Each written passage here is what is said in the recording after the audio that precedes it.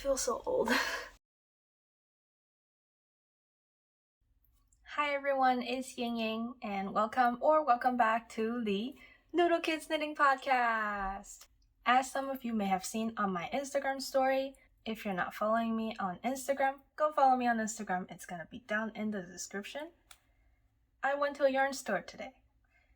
I went to a local yarn store called Espace Tricot. It's a really cute little yarn store. They have lots of indie yarn, they have some bigger brands yarn, but also small businesses yarn. They have some luxury yarn, a lot of accessories. They also have a podcast.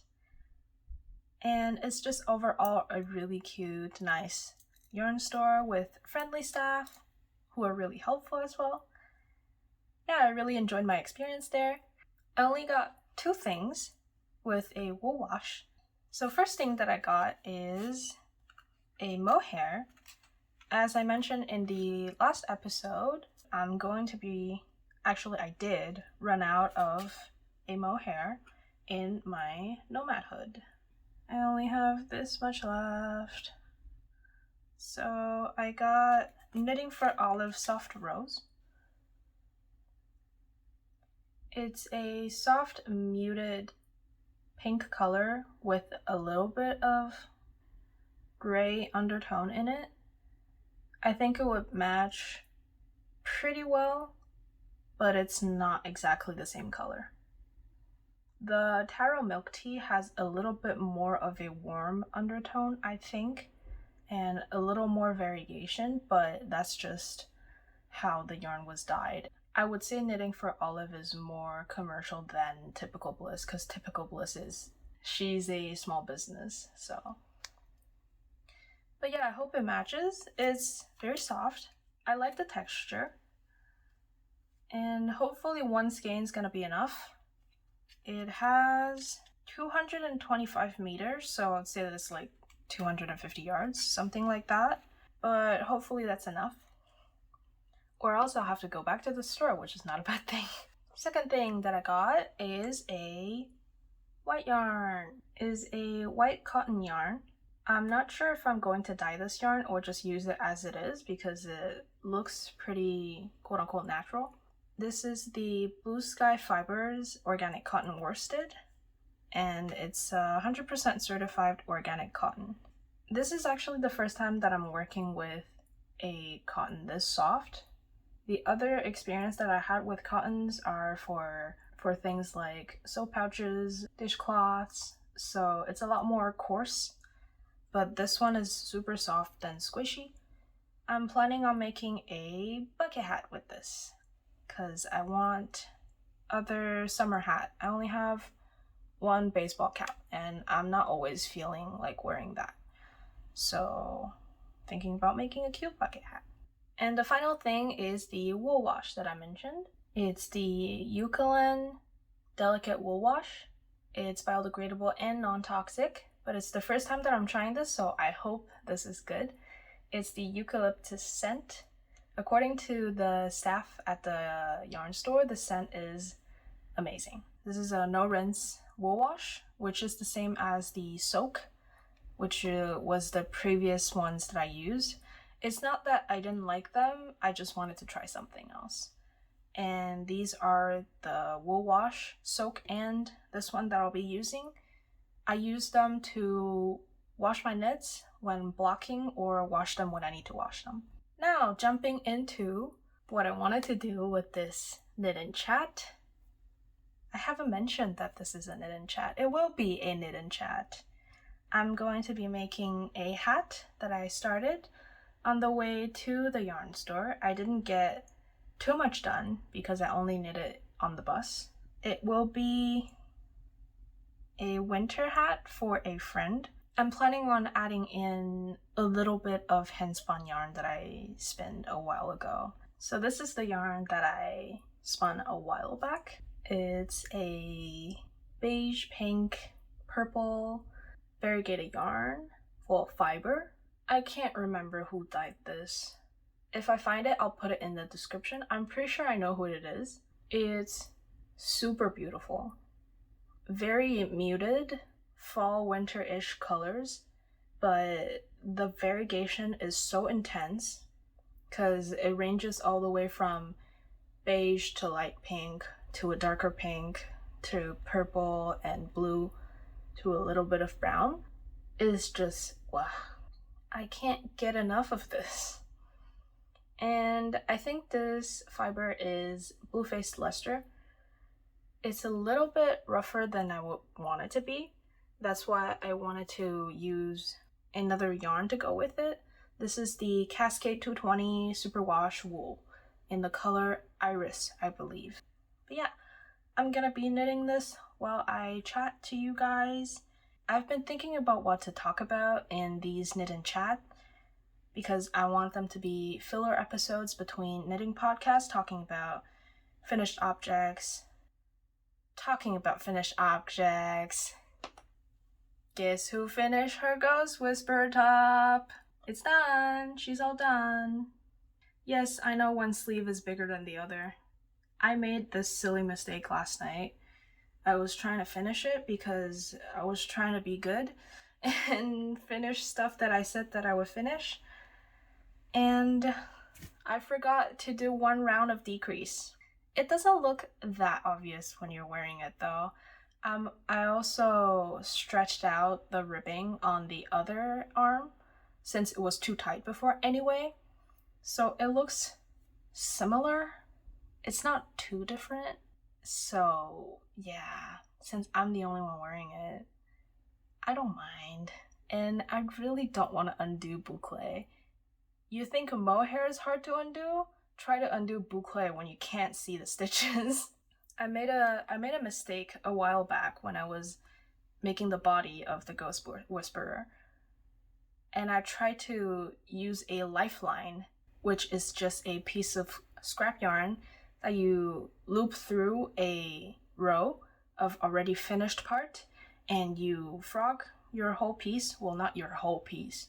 You frog your piece till that lifeline, because that line is going to act as a knitting needle or knitting needle wire to save the knitting loops, so you don't have to worry about dropping stitches and fixing them. I couldn't see the stitches in that sweater, so when I tried to put in a lifeline, I was a few rows off at a time. So it ended up not being a straight row. It was like it was just spiraling on my work, and it was really hard. But I managed to fix it, and now I don't want to touch it anymore. So I'm just going to live with that. Back to the subject of knit and chat. For my knit and chat, like I said, I want it to be a filler episodes between knitting podcasts.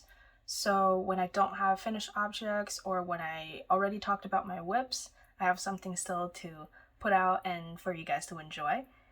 And it could also be an opportunity of Q&A if you guys have any questions, tips and tricks if you guys want any, or just in general sweater making process, whatever making process, or like some new hobby that I want to try out beside knitting.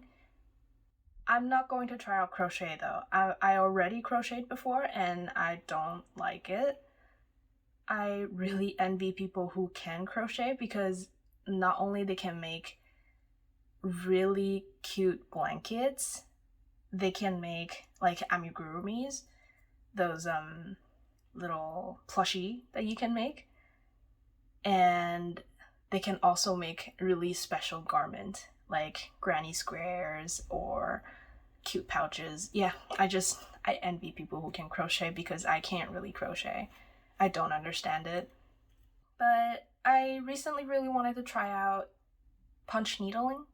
I don't know if that's how you say it, but I've been watching some people do punch needling, and those cute rugs, those really cute rugs, I just want to try it out.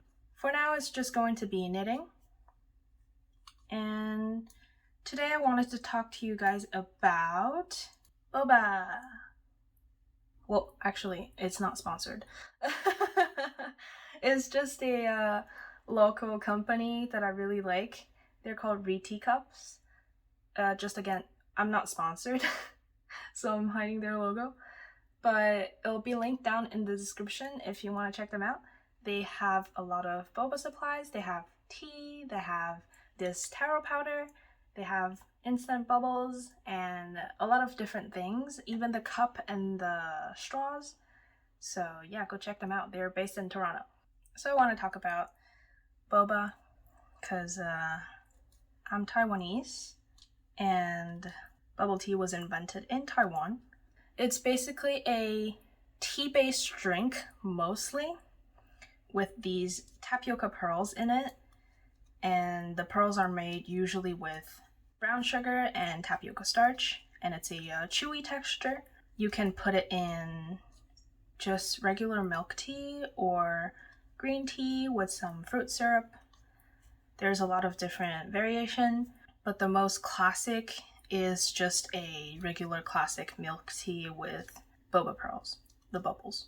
I personally really like the classic taste, but I've been enjoying a lot of the green tea with syrup lately, and also the brown sugar boba with milk.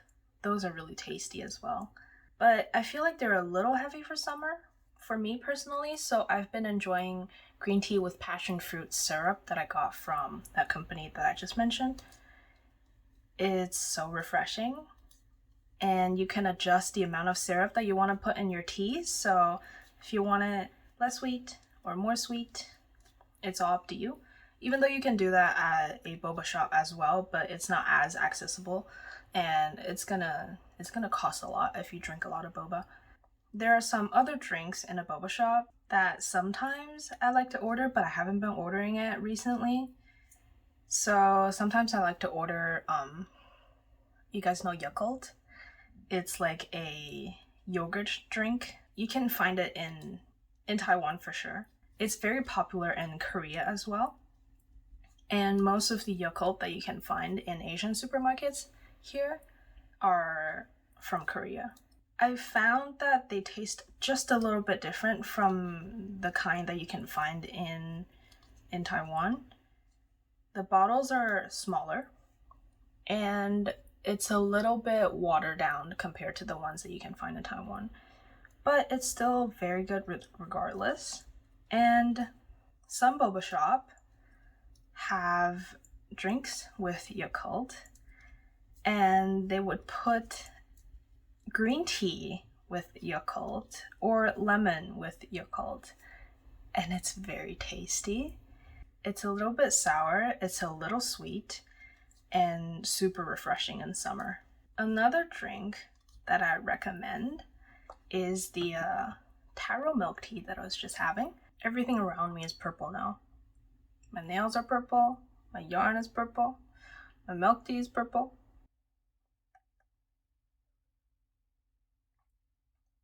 There are two kinds of taro milk tea, as I was saying. One is with fresh taro, and the other one is with taro powder. I used to really like the ones with fresh taro because they would puree the taro, put sugar in it, and add milk or sometimes milk tea to it. But a lot of companies here, I don't think they use fresh taro. They actually buy like packs of pureed taro that you can get from boba ingredients distribution companies. Because I looked it up. I wanted to get those boba ingredient to make at home, but the shipping cost is just so much. Not at Retea though. I think you can get free shipping at $100 Canadian. I keep talking about them. I'm really not sponsored. I swear to God. I wish that I am. One day, maybe. But yeah, they do sell pureed taro on those distribution companies, and I feel like they've been using it instead of actually pureeing real taro and adding their own sugar, like making it like a mashed potato but sweet. So I just don't really like the quality of that, and I've been really enjoying the taro powder one, even though they taste nothing alike. I think sometimes you just crave those weird chemical taste from your childhood even though this is not really from my childhood. Yeah, I've been just really enjoying the taro powder taste for some reason. And even sometimes most times I have it without boba because I haven't been really liking those. I think boba is really popular in summer, but sometimes people don't know that a lot of drinks in a boba shop can be made hot as well. They're really cozy in winter, and it even feels nice in your hand because a lot of them use paper cups. Well, what else are they gonna use? It'll feel really nice in your hand. It's gonna be warm and cozy in the cold and miserable Canadian winter. But yeah, a lot of boba shop has been opening. Some of them are good, some of them aren't. I'm not even talking about the boba shop that use like all types of colorful powder because that's not boba to me. Yes, I'm being snobby. I do not approve of the colorful powder boba. The only color of colorful boba that I accept is the taro milk tea one. But all kinds of other boba I do not accept and approve. I used to work in a sandwich shop, and it's a Vietnamese sandwich shop, and they do sell those colorful powder boba. They look pretty. They're super fun to make, but it's not boba. A few of my favorite boba shops that I can find here, this is not in particular order, but definitely I've been enjoying a lot of Coco Fresh, and their classic milk tea really brings me back home.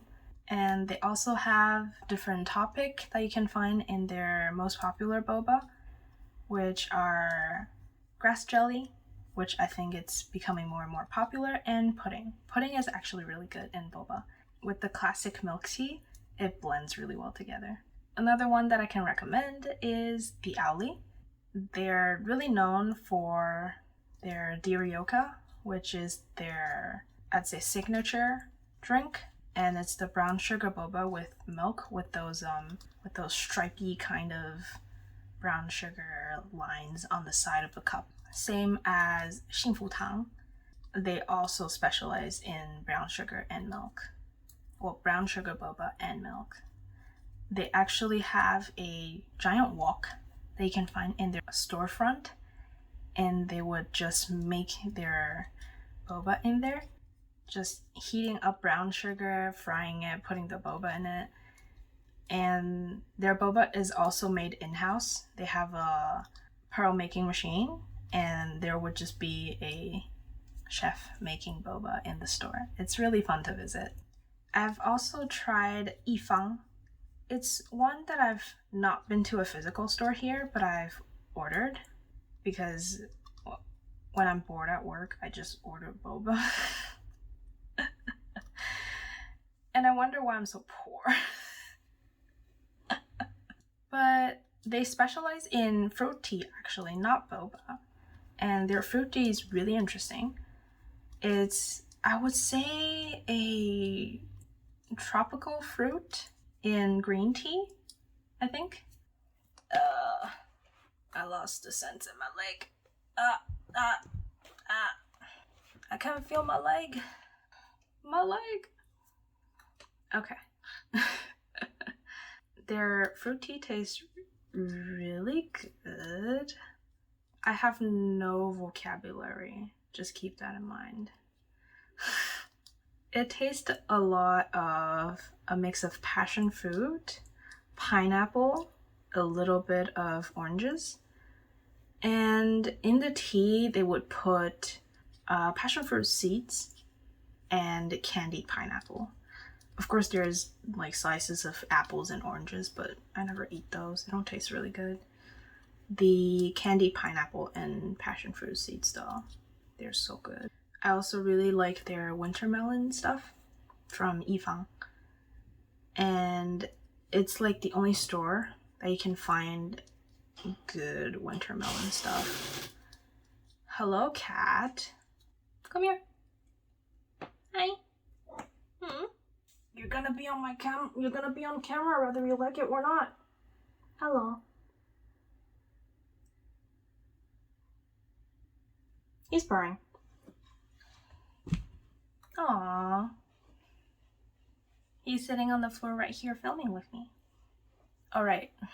I was talking about Wintermelon series by... Oh my god, I have cat hair all on my head. Okay. You can find really good wintermelon drinks from YiFang. They have several ones, but I really just like the original. Haven't found a store that does really good wintermelon stuff. Or if you just go to an Asian store and you buy a block of those wintermelon sugar. I don't know if a lot of Asian stores sell it. I think it's a more niche things and people here don't really know what it is. But in Taiwan in summer when it's really hot, my mom would just go to a traditional market and buy a block of wintermelon sugar. And because wintermelon is known to be really good for summer because Asian people believe in cold and hot properties in food, and wintermelon is supposed to have cold properties, so it'll cool you down. And my mom really likes to buy wintermelon sugar blocks, cook it in a giant pot of water, and just put the concentrate in the fridge. And whenever we want to have something refreshing, we put a little bit of concentrate and we add cold water in it. And it's just a awesome glass of happiness. YiFang also has a interesting topping that you can have is a tea jelly, and you don't find a lot of that. For most boba shop, you can find, of course, the tapioca pearls. Sometimes you can find red bean. You can find those lychee jelly that a lot of people like. But for tea jelly, I have never really seen it anywhere. And at first, on the app, it does say that it's ayu jelly. And ayu is a seed, I think, that you can find online. I've seen people found it online. And it's a naturally gelatinous... How do I describe it? You don't add gelatin to it to make it. When the seed is in contact with water, it will turn into a jello kind of consistency, and you don't need to add any kind of coagulation agent, like no agar-agar, no gelatin. It's just a jello by itself. And it's also a really common, refreshing summer dessert. It's not really sweet, but it's usually eaten with some lemon and honey in a soup kind of consistency, like a cold soup, and it's just like sugar water usually. When I saw it on the list of boba that you can get at YiFang, I got so excited because it's the first time that I'll be having ayu in so long and I miss it. But when it got to my house, it's tea jelly instead. But I do like tea jelly and I'm not really complaining about it. And they put it in this kind of like a lemonade kind of drink, and it's really good for summer. I can't believe I'm actually knitting in summer with my hand sweating and all. I usually sit in front of my fan, let the wind blow my sweat dry. But other than boba, which for some people I know they just really dislike it, my boyfriend being one of them. I know some people don't like having toppings in their drinks. When they think drink, they don't think anything that they can chew, which is fine. Some boba shop also offer slushies kind of drink, so that would be an option for them. But when I don't drink boba, I drink tea and water. I don't really have coffee anymore. I used to drink coffee, not on a daily basis, but more than what I'm having now, which is once a month. Not even. Only when I feel like it. I've been just drinking a lot of tea, mainly cold green tea recently. I also like black tea. I like having black tea like milk tea. So I like putting milk in my black tea. But I don't put sugar all the time. only when I feel like it. And sometimes I would just put some oat milk in my black tea, and that would give it enough creaminess and taste that I don't really want any sugar in it. It also depends on what kind of tea I'm having. Sometimes when it's a really strong black tea, I want to put sugar in it because even the oat milk can't mask the bitterness of the tea. And I'm not talking about oversteeped tea, it's just strong black tea. Fun fact, my boyfriend only drinks one kind of tea. Well, used to drink only one kind of tea. He only drinks, I think, 2 kind of tea now. He likes to have orange pekoe, which is what he always had. Recently, we've gotten into a breakfast blend that we can get. And he always drinks his tea the same, with sugar and milk. That's it. I also really enjoy matcha, actually. I really like to get David's Tea's matcha, especially their vanilla matcha is really good. Some people find it having a little bit of a chemical taste, but I personally don't taste it with the vanilla one. With other flavors, I do find it a little bit chemically though, especially those fruity flavors like blueberry, mango, raspberry, strawberry. I really hate their strawberry ones. I only really enjoyed their original quote-unquote matcha, and like original in the sense of plain matcha, and the vanilla one. The coconut one is pretty good as well, but it's unsweetened, so I had to put sugar in it, and I don't drink that much tea with that much sugar. Funny story, the first time that I had the coconut matcha, I didn't know that it was unsweetened because, silly me, didn't read the label, or they just didn't say that it was unsweetened. Or they did and I just didn't read, you know? So I drink my matcha in summer cold, and in winter I drink it hot, of course. But I really enjoy a matcha latte that's iced, and the process of making it, it's so much fun too, because you'll make the matcha, because I have a whisk and a bowl. So you make the matcha with a little bit of water, and you pour it over ice so it's cooled down, and then you put milk on top of it. I personally don't enjoy froth milk. I know a lot of people love it, and go for it, you do you. I can see the appeal, that how much the foam is tasty and it's aesthetic. It's just not for me. So I just like putting cold milk, either cow milk or oat milk. I don't really like almond milk, and I've tried coconut milk, but coconut milk is not really my thing either. But I really like oat milk. So usually I just put oat milk in matcha latte because I find that it adds another layer compared to the cow milk. So now I only drink my matcha with oat milk now. I was happy to try out the new coconut matcha. I made my matcha and I poured it over ice, and then I add some oat milk in it. So happy. I go back to my desk, sat down, and take a sip. It was the most bitter matcha that I've had in my life. Not only because I use way too much, because David's Tea has too matcha that I personally find worth it. They have also the ceremonial matcha, which is like a higher grade matcha, which some people swear by it, but I've never tried it. And I don't think with my palate that I can actually taste the difference, so I won't pay more money for it. Yeah, they have 3 types of, what's the word? Straight. That's the word. Straight tea is the word for teas that doesn't have any extra ingredients in it. It's just the tea leaves and that's it. They have 3 types of straight matcha. Like I mentioned, they have the ceremonial matcha, which is a high grade matcha, which is luxurious, like $50 for 100 grams. They also have another one that's the Grand Cru matcha, and they also have the matcha matsu, which is what I usually get if I want a straight matcha and I just want to adjust the sugar level in it. So what I usually get would be, oh my god, where am I? Okay. What I usually get in terms of matcha, I get matcha matsu, and I also get vanilla matcha, which is not based with matcha matsu.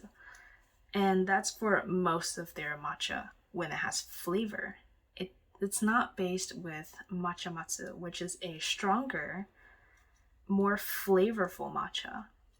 And the unsweetened coconut matcha is with matcha matsu as a base. So you only use 2 to 3 spoons instead of the usual 5 to 7 or 5 to 6 spoons. I think I put like 5 spoons in my big cup. It was so bitter, and doesn't matter the amount of sugar that I had to add. I think I added so much sugar and I added so much more milk. It ended up being bearable and I finished it, but yeah, lesson learned. So I think that'll be it for today's episode. I've been talking for a long time, I'm not really sure. And I'm gonna go edit this video, have some more tea and water, stay hydrated, you guys, it's really hot. If you're somewhere cold, stay warm. I hope you enjoyed this episode. Thank you for watching, and I'll see you guys next time. Bye!